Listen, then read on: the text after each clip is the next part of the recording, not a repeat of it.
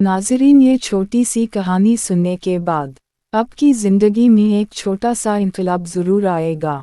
एक तैयारा फैराबाद जजीरे में गिरकर तबाह हुआ और सिर्फ एक शख्स ही जिंदा बचा। वो बेचैन था और खुदा से दुआ करता था कि कोई इसे बचाने आए, मगर कोई ना आया। खुदा ने इसे बचाया और हर उम्मीद थी कि कोई ना कोई मदद के लिए आएगा, लेकिन कोई आने वाला नहीं था।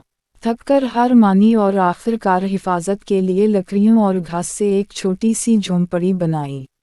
एक दिन खाने की तलाश में झोंपड़ी से बाहर निकला। मौसम खराब था। वापस आया तो झोंपड़ी को आग के शोलों में देखा और झोंपड़ी से धुआं उठ रहा था। काफी ज्यादा धुआं फैला और आसमान की तरफ जा रहा था। ये देखकर गुस्सा आया और खुदा से शिकायत करने लगा, खुदाया, अब मेरे साथ ऐसा कैसे कर सकते हो। बहुत रोया और रोते रोते सो गया।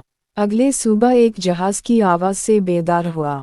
वो जहाज इसे लेने आ रहा था। जहाज के कप्तान से पूछा, तुम्हें कैसे पता चला कि मैं यहाँ हूँ? किसने बताया? कप्तान ने कहा, हमें आपके धुआं का सिग्नल मिला और हम आपको लेने आ गए। जब हालात ख़राब हो रहे हों तो हौसला शिकनी करना आसान है, लेकिन हमें हिम्मत नहीं हारनी चाहिए और अल्लाह पर भरोसा रखना चाहिए। दर्द और तकलीफ के दरमियान भी अल्लाह पर भरोसा रखना चाहिए। हमेशा याद रखें कि जब भी आपकी झोंपड़ी ज़मीन पर जलती हुई नज़र आती है तो ये महज धुआं का इशारा हो सकता है जो खुदा के फजल को तलब करता है।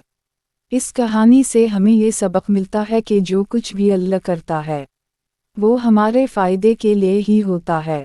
शुक्रिया देखने का। आपने इससे क्या सबक सीखा, हमें ज़रूर बता दें।